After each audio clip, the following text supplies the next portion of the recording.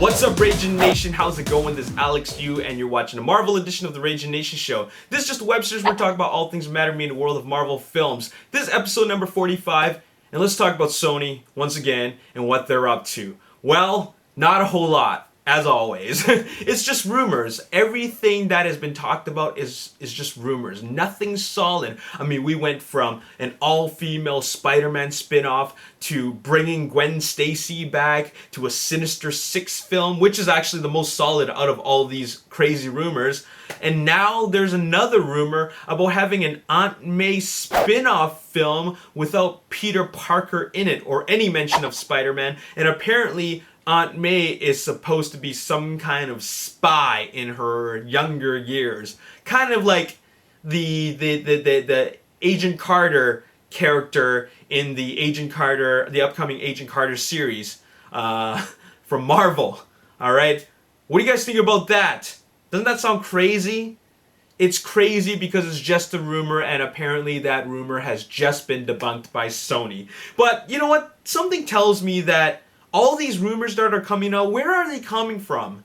You know, all these rumors are so ridiculous. Is someone just coming up with them and then just throwing it all over the internet for fanboys and fangirls to just freak out over? Because this is the most ridiculous one of them all. But thankfully, Sony debunked that, and it is not an option in their slate. Okay, the only thing that is in their slate is to have a Sinister Six film, which actually sounds more plausible considering the fact that Warner Brothers wants to have a Suicide Squad film. The point is to have a film that's centered on a group of supervillains, all right? If Warner Brothers can do it, then Sony can do it, all right? So that's the closest thing to actually happening. So let's just not talk about Sony for a little bit, and let's talk about what's going on at 20th Century Fox.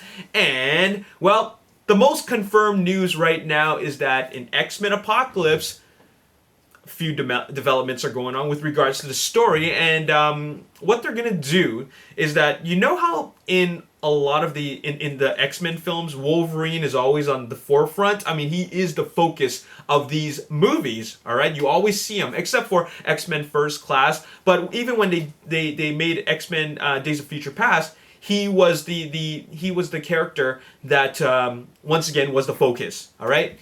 Well, it looks like they're turning it around in X-Men Apocalypse, and that is they're putting Mystique and Magneto on the forefront. Okay, I can understand why they would do this. First of all, Jennifer Lawrence is quite a hot commodity right now, and to give her more of a lead role instead of a supporting role would be that would be a wise move considering her popularity. All right, and now to have Magneto on the forefront, that is another good choice because we're talking about the leader of these evil mutants. All right, so to have him on the front and to explore his character more, that is actually something that we haven't really seen a whole lot of. So there's another development in this bit of a choice or this decision for the story, and that is the main focus of X-Men Apocalypse will be the romance between Mystique and Magneto. Jennifer Lawrence and Michael Fassbender will be portraying a bit of a romance on screen in X-Men Apocalypse, and apparently that will be something that is going to be focused on a lot.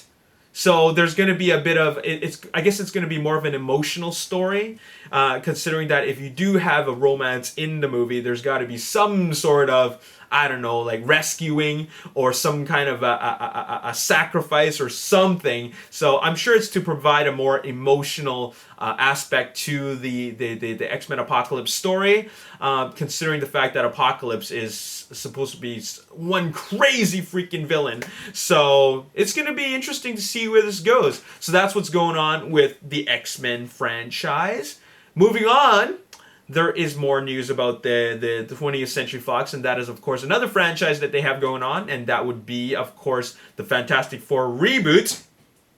And it looks like Toby Cabell dropped some tidbits about his character, Dr. Doom, and it looks like he won't be playing Dr. Von Doom, like the one that we know. As a matter of fact, he's going to be playing a different version of himself called or rather Victor Domashev.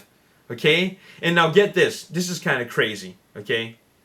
They kind of modernized it a bit, just like how they're modernizing the Lex Luthor character. What they're doing with Victor Domashev is that he's going to be an antisocial computer programmer by day and a rebel blogger by night. And he goes under the blogger ID of Doom. Okay?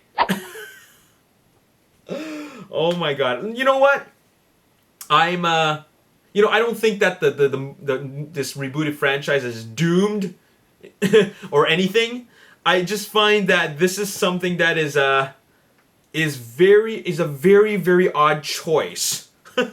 I mean, I understand how they're trying to modernize it, and you know what? Honestly speaking, a lot of fanboys right now are freaking out. Like, they're actually condemning this movie even before it's even being released. But I'm just thinking that this version of Doctor Doom couldn't be any worse than the previous iterations of Doctor Doom in the previous 2 films. So, I don't know, maybe we should give Josh Trank a chance, just because I thought he did an amazing job with Chronicle, which proves that he can handle a superhero movie, and he's making some changes. After all, they're trying to modernize the story a bit, and they are rebooting it, and so they're going to make a number of changes, and one of those changes is, of course, altering the whole nature of the villain, the main villain. Dr. Doom is now, instead of Victor Von Doom, he's Victor Domashev. Like I said, he's a antisocial computer programmer by day, and then he's a rebel blogger who goes under the blogger ID of Doom at night. So I'm thinking, okay, so he's going to be an internet troll who's who's going to be he's an anonymous keyboard gangster trolling YouTube videos or on Facebook. And I'm just thinking, so where does Latveria come in? Does he make a computer virus called Latveria? Does he blog? Does he blog on a website called Latveria.com? So what is it? What is it going to be like? All right, I don't know, but this is what's happening. How do you guys feel about that? A lot of people feel very negative about that. I'm gonna give it a chance. I'm still very curious about what the reboot would look like, considering the fact that we've seen what the previous iterations of these characters are like. So I want to see what the next version will be like. Okay, so I'm just gonna leave it in Josh Trank's hands for now, considering the fact that I can't even really do anything about it except either praise it or complain about it, and I'm not gonna complain for now. I'll wait till the movie comes out. All right. So now let's finally talk about the Marvel Cinematic Universe. And last week there have been some pretty awesome developments in the Marvel Cinematic Universe, and of course there was this ABC special which was shown on TV, where they actually showed off some behind the scenes look at the upcoming films for 2015, and they showed a behind the scenes look at Age of Ultron, and what they showed is the first shot of Vision. Okay, over here in the screen cap you see Scarlet Witch, and then you see some kind of mysterious figure in the back, and apparently that's Vision. Now you can't see like a whole lot of details about it, considering the fact that you're not even seeing his face, you're just seeing the back of his head. But that's Vision, okay? At least I think so. Everybody is saying that is Vision. So that's your first look at Vision. Moving on, let's talk about the other film that's coming in 2015, and that is Ant-Man. And it looks like from this behind the scenes look, we get our first look at 2 things, and that is the 2 characters played by Michael Douglas and Paul Rudd. That would be Hank Pym, and I believe that's Scott Lang. There's different versions of Ant-Man, but I believe that's Scott Lang, played by Paul Rudd. And what you're seeing for the first time is the Pym particles. These are the element, or the thing that is what makes the suit work and makes them able to shrink or turn themselves into different sizes. Okay, these are the pin particles. I'm pretty sure that's what he's holding. And the other screen cap is you see the Ant-Man's costume, or rather the suit, for the very first time. This is what it looks like, and it looks a lot like the way Edgar Wright imagined it from his test shot videos, and I'm really excited to see Paul Rudd put on that costume, and it looks very promising based on this shot. Okay, now another thing that was shown recently is that Michael Douglas was in an interview, and the interview included a photo with his character Hank Pym and also his stunt double. Okay, and I'm thinking there's something kind of spoilerish about this photo. You see Michael Douglas with his stunt double, which means that even though he's wearing this suit, Michael Douglas is going to be, or rather, Hank Pym is going to be going through some major stunts, even as Hank Pym. All right, something is going to happen. I think it's probably the moment where he gets attacked, and then he has to like maybe go through some explosions or something, or he's physically attacked by Yellowjacket. So maybe he has to like go through a couple of like hot falls or bruises, or he gets thrown through a wall or something. I don't know. But having his stuntman there suggests that he is going to be going through some stunts and essentially an action set piece. All right. Speaking of Yellowjacket, here is our first look at Yellowjacket, and Yellowjacket is of course the arch nemesis to Ant-Man. And here is our first leaked look at Yellowjacket. And if this is the way he looks in the movie, this looks promising. And I can't wait to see Scott Lang, or rather Ant-Man, go head-to-head with Yellowjacket. This is going to be really, really exciting. I'm excited to see this. I think that suit looks sick. Okay, and this is going to be really cool because considering the fact that they're really, really tiny.